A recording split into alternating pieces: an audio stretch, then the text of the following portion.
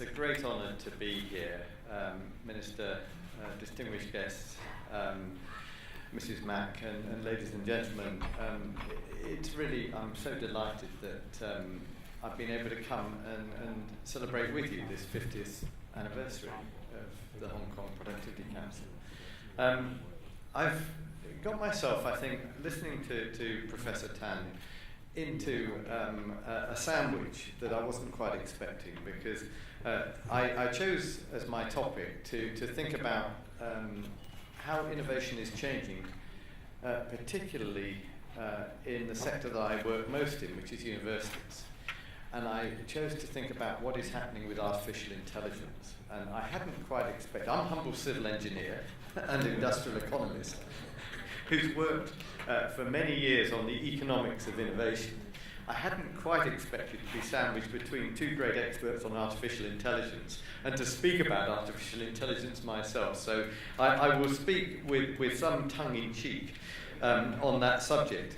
I was glad, actually, hearing the last speaker, Professor Chui, that the subject of universities came up, because in preparing for this talk, I thought, what can I prepare that I hadn't really worked up as a talk before? And I thought, what is happening in a smarter future to our universities? And I absolutely agree that a smart city could perhaps, in one definition, be defined around what the quality of the universities are like in that city. And so that's the general theme that I'm going to address this morning. I think the idea of revolutions is really appropriate. I think there is a science of data, and there's a technology of data that we're still trying to understand. And it's to that I'm going to turn.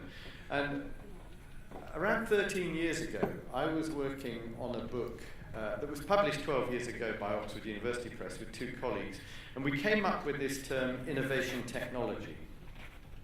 And what did we mean by that at the time? We meant the technology that sits behind innovation processes, the tools and techniques that allow people to develop new products and processes. And we had a list of technologies, and I've adapted it a little bit in this slide. Modelling and simulation, those engineers in the room, like myself, will be very, very familiar with modelling and simulation. It happened long before the advent of computing. And I'm a civil engineer, and my institution goes back in the UK to the 1830s, and we used mathematical models at that stage. And of course, architects and builders used them long before that. And in a way, I see modelling and simulation as part of a tool that allows us to take ideas and work on them so that we can create new things. What's been really, really exciting, even in the last 10 years to observe, is the way that this whole category of artificial intelligence, machine learning, has come out of the lab, if you will. Artificial intelligence, quite rightly, has been spoken about now for, was it 61 years, you said? But it has been on the wish list rather than on the practical application side for most of those, for 50 of those years. And now we suddenly see a burgeoning of use. And I'm going to give you some demonstrations or examples of that use. I think data science is sitting alongside that. There are some fuzzy boundaries in these definitions here. But the application, I'll say a bit more about what I think data science is towards the end of my talk. Robotics, of course, is a sort of applications area which now is very, very wide-ranging. And I'll give you a few examples there too. I wrote a blog I write a blog for the World Economic Forum, and I recently wrote one on what I thought AI might mean for universities, and it's really taking some of that work. And I've had a lot of very interesting doing blogs, by the way. I'm sure many of you do. But if you do this, you put your head above the parapet And actually, as a researcher, it's quite useful because you engage and people come back to you and say, no, we disagree with that, or we agree with this bit. And it's actually a very healthy way of getting a dialogue going. And so that's what the reference is on this slide. Look, if I had to try and convince this audience that something is happening, I'd be a bit surprised, actually, because I think you came here very well prepared to think about smarter futures and have some linkages to that with the use of data. And here's a couple of charts from The Economist in May this year. One of them, the source is Bloomberg, and it looks at forecasts of the rise in the use of data. Someone in the room will tell me how many noughts are on the end of a zettabyte, but you can see this huge exponential growth in data. The perhaps slightly more surprising one, and the one that I was really interested in, is the second, the middle chart there, which is on business leaders citing artificial intelligence in their earnings calls. And that's, that rise is just the last 2 years. And when I'm thinking about science moving through technology into practice, it's when business and business leaders, chief executives, start to be able to talk about the use of technologies in their businesses. And there's quite a rapid rise in that, according to The Economist. Now, the other thing, perhaps many of you either work in universities or have deep associations with the universities, you'll observe that many of our universities have opened data science laboratories in the last 4 or 5, 6 years. And I was involved in setting up Imperial College's Data Science Institute and the Data Observatory.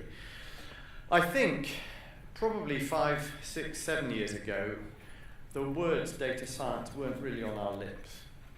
I don't think synthetic biology was really on our lips either. And that's interesting to me, and I keep an eye on what's happening in our academic disciplines. And then suddenly, we have universities all over the place setting up data science institutes. What is happening here? A data observatory is a place that you can go and look at data. And we designed a place. There's President Xi and his wife with our Professor Gur, who many of you will know, looking at data. Actually, they were looking at some of the data from Shanghai Metro at one point. And this is extraordinary. In a very short period of time, we've created a whole new way of looking and seeing the world. And indeed, the sponsors of this particular institute surprised me. One of them is one of the big 4 accounting businesses, KPMG, not known for their large-scale sponsor of research and development or university research. What is going on?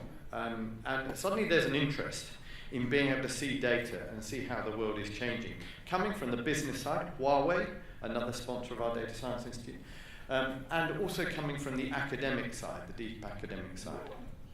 And I found that really, really interesting in the context of Industry 4.0, because, where do these ideas come from? Do they come from the academic lab? Do they come from industry? Or is it a combination, this collaborative discussion about what can we do? The other thing that I've observed in this is that, and Professor Tan, you gave the most beautiful examples because you talked about your own work, and I believe, the professor title means that you did some of that work in a university, and you created companies, Iris King, Wattrix, and so on, and these are AI businesses. And actually, I was going to say that a lot of AI has come directly from universities. And you've given the example here in Hong Kong. My examples, the one on the screen is DeepMind, which came from University College London, and it's been really transformative. It was bought by Google, and you gave an example of it in AlphaGo. That, I think we can all claim, the academic side of the audience here can all claim as a success for the university sector. And it's interesting, isn't it, that AI, at this stage in its development, is so closely knitted in with what is happening in our universities. I want you to just to think about those associations. And just, if I needed to, I'll just give you one or two more examples. So this one, Improbable. Has anyone heard of Improbable? Well, look out. If you want to just have a quick read on Improbable, read Wired magazine from July. This company is now what our American friends in the participating here would call a unicorn. It's capitalized at over $1 billion, and it's only 3-4 years old. It's a combination of graduates from University of Cambridge and Imperial College, and they have done something I think is quite extraordinary. They've created an operating system for virtualization and simulation. So we all know what DOS and IOS is. Well, if someone could give us the toolkit to create imaginary worlds and to do it in such a way that we couldn't discern the difference between our imagination and reality, then that would allow industry to take off in a new way. And what they seem to have achieved so far is the ability to take very, very complex environments. And the word complex here, perhaps, I mean, in another debate we could think, how many parameters are we trying to interact? And how open are these systems? But it seemingly, they built the tools for others to start to develop complex environments in virtual spaces. There's a very scary side of that to those of you like me, who's a humble civil engineer, doesn't quite understand just how much the machine can do. But I've been involved on my industrial career in developing Terminal 5 at Heathrow and the Olympic Park in London and so on when I was an executive in business. And we used a lot of modelling tools for that. And if I had the ability with the machine learning tools and the operating systems to model our cities, we'd be able to work in a new way on what is a smarter city.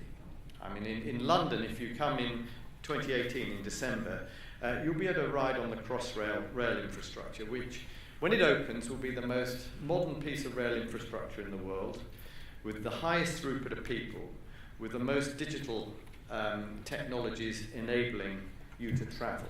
And we're handing over that infrastructure twice. Once as a physical asset with its rolling stock, something that you and I as physical human beings can go on. And the second time as a full integrated working digital model, which the operator will be able to play train sets with in order to look at upgrades, security, operational items, and so on. And it's the first time, I think, certainly, that any of the engineers I've worked with have handed over a fully integrated digital model with a physical asset. Having Improbable sitting underneath as the engine could do extraordinary things. Let's see what happens with that business. And the last one, this one slightly surprised me because at Imperial College I'm supposed to be responsible for knowing at least what our students are up to in the entrepreneurial space. And two of our students created an algorithm in the gaming industry called Magic Pony, and they sold it to Twitter for $150 million last year. And these things happen, Good luck to our students. Sometimes the universities, you just don't know who is doing great things. And this is another AI algorithm that coming out of our universities to demonstrate that point that at this moment in time we're in a ferment here, and smarter cities are the ones, perhaps one definition could be defined around which universities have this sort of stuff going on. So for the remainder of my talk, I'm just going to rehearse that question, what does this mean for universities? And I've been having the pleasure of being one of the leaders of a new development in London, 10 hectares, a campus which we're trying to break all the rules of what a university is. We're creating an innovation district where people can collaborate, industry, institutions, startups, incubators, at a scale that certainly in Britain, perhaps in the rest of Europe, we haven't seen before. We've seen lots of science parks, edge of town, pavilion on an acre. This is dense, certainly by anyone's standards, I think. High rise, there's just the one corner of the site there, and I could tell a lot more about that. But in thinking through what do we want to do in a new way, I've been trying to understand what is driving change in the research and learning processes that universities are about, and how do they innovate. So let me just try this on you. I would submit that this toolkit, innovation technology, is a new scientific infrastructure. Okay, and technological revolutions come about when the instruments of science allow you to see the world in a new way. We wouldn't have nanotechnology without tunneling microscopes that allow us to work in the molecular and atomic level. And so science is very, very important for many reasons, but also for giving us the new infrastructure to allow technological revolutions to happen. And I'm just flying a kite here by saying that I think that AI and machine learning and the use of data is a new infrastructure. It's universal across everything that we're doing at Imperial College now, and much more widely. And I was pleased to hear about the arts, because I think in social science, you know, what used to be theory, because it was untestable, you couldn't get the data, suddenly it is becoming more scientific, particularly if we're looking at psychology and behavioural sciences, because there's so much data spewing out in social media and so on about patterns of how people are living and behaving. What's happening to research in universities? Well, systematic reviews of literature and data sets. Anyone like myself trying to keep up with data, with the literature, is just really not plausible in many areas. We need machine learning tools for that. Combining ideas across scientific boundaries. You know, I think the audacious issues for us to work on are all multidisciplinary. None of us as individuals can cope with the bandwidth problem here. We need tools to help us. Assisting in collaboration between universities and external partners. No university or research institute has the power to really answer some of the very big questions in the environment or health on their own. We need tools to help with that. And artificial intelligence, certainly from an economic point of view, is different from computing. Computing, just think about it, it really reduced the cost of calculation and storing and managing information. Artificial intelligence in one take is reducing the cost of gaining insight, and it's improving predictability of what you can know from that data. You could say it's an extension, you know, but I think I'd submit, for an argument at least, that it's a bit different from what we've done in the last 60 years in computing. So I think particularly this, the ability to gain insights and be more predictable in complex areas. Now, 3 quick examples as to why I think innovation technology is changing universities. And I apologise, they all come from stuff I've been watching my colleagues do at Imperial. This is Reed Elsevier's company. And as you know, they're one of the major publishing houses that spew out thousands and thousands of learned articles. And if you're in medicine or any of these fields, you cannot cope with doing the literature reviews. And we've been developing deep learning, machine learning tools for text analysis. Extraordinary things, actually, that we can explore what science is publishing, so that we can then stand on the shoulders of the collective, which is the giant these days, of the science machine. And actually I see the publishing houses, which are now moving very much into data analytics, as being a core partner in, and not always an easy partner, by the way, the economics of this and the business prerogatives we've had some big arguments about, but definitely a partner in the future endeavour of science. And we cannot do without them. and they cannot do without us, the universities, and the tools that interface between them. We'll have answers coming out about how we resolve dreadful diseases or develop new chemistry. Another one here, Cognitron. If you read Wired magazine, sorry, I'm a bit of a Wired magazine nerd this year. If you read Wired magazine in October, you'll see an article on this and another Imperial College project, which is trying to get into cognition and how consciousness, what is consciousness and how the brain works. And this particular project is using artificial intelligence in a web-based environment to harvest information from thousands and thousands of people to understand different cognitive capabilities. And it's the first time that something of this size has been done, and it can only be done using the machine learning capabilities that have been put in to the engine. And the third example, this comes out of our chemistry and medical interface collaborations at Imperial College, is the example of breath gas analysis for detecting different types of cancers. Now, if you do gas chromatography, mass spectrometry, you will produce a lot of data, and that data could take time to process. If we want to look at patterns, the sort of bioinformatic patterns in that data, and start to understand, depending on who you are, and sometimes there's some other large data sets about genetics and phenotype to put in there, and what that breath gas is telling us about the possibilities that you have intestinal cancer, for example, then we need machines to very quickly process huge amounts of data. And that indeed is happening. And we're now creating pattern recognition tools for understanding whether people have different types of cancer from them breathing into the machine.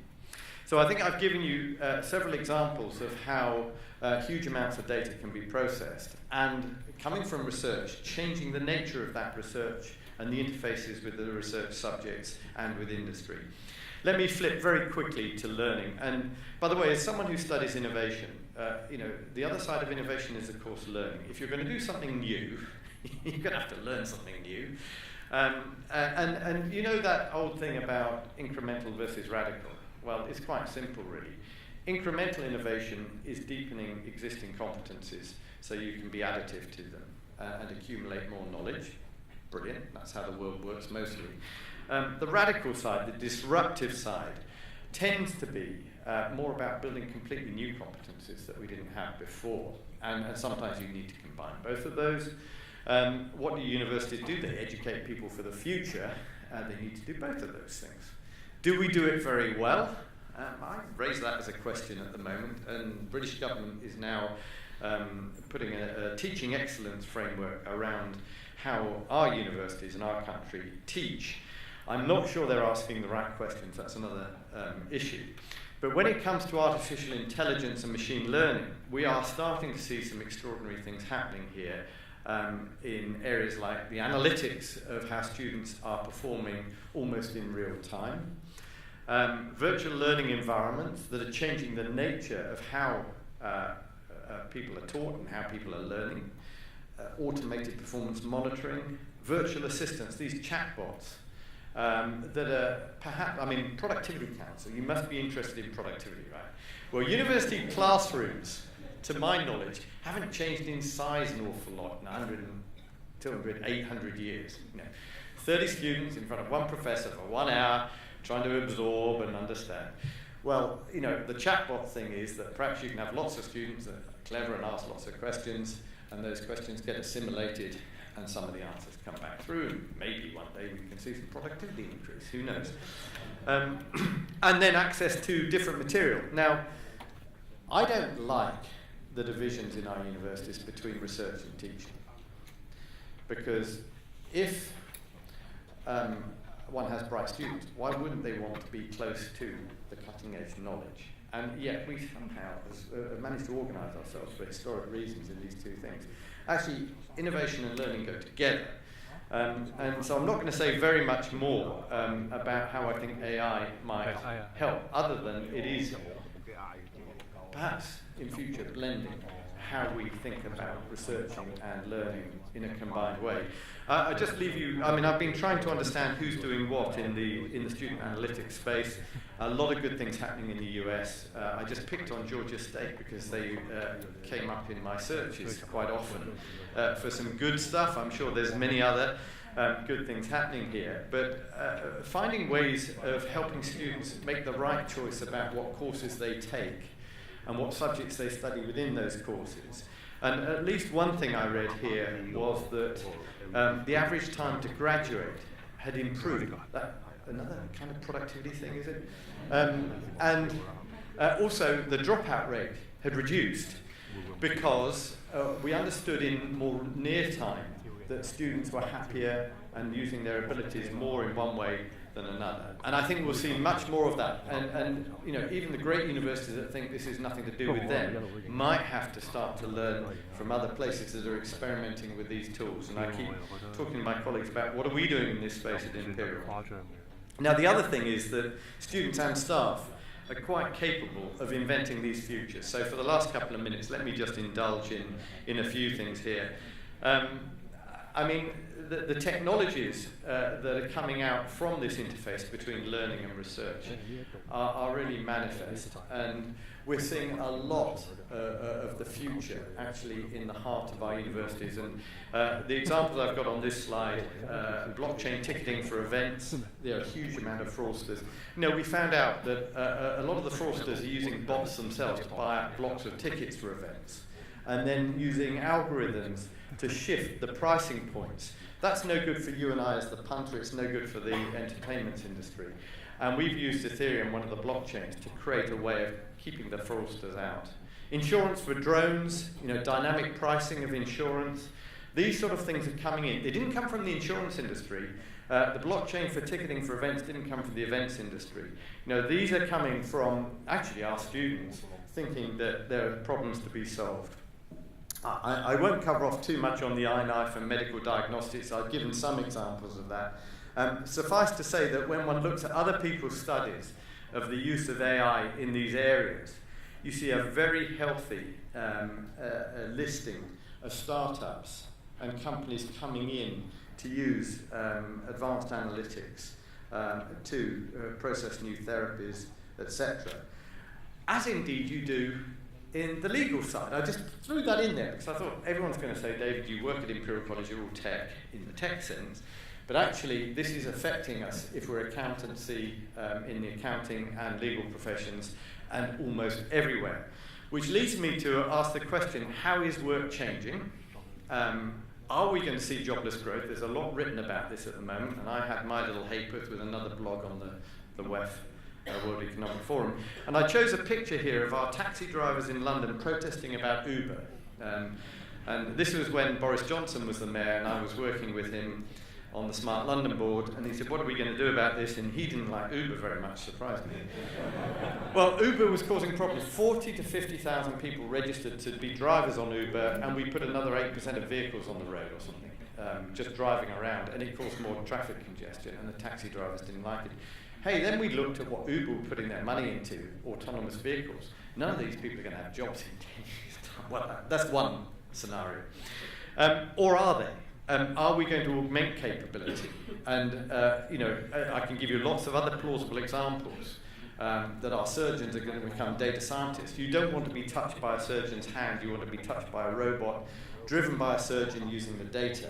I can assure you that the handshakes, the robot arm will be more accurate, you'll get better surgery. Extraordinary things happening there, and I've just about to publish a new book on what's happening in playful work around augmented activities. And the final two thoughts then are, well, if this is all happening, and people like Elon Musk are scared about it, and Stephen Hawking and others, do we really understand how far this is going? And I was thinking about my slides, and then I read The Economist 2 weeks ago, and they said nowhere to hide on the front page because of facial recognition.